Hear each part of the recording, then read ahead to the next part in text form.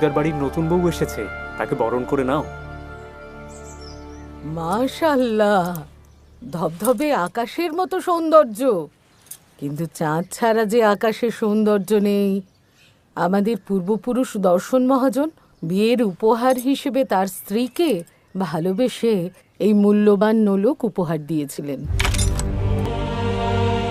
তিনি তার পুত্রবধূকেও বরণ করেছিলেন এই নোলক দিয়ে। আমার শাশুড়িকেও বরণ করা হয়েছিল এই নোলক দিয়ে, আমাকেও বরণ করা হয় এই নোলক দিয়েই।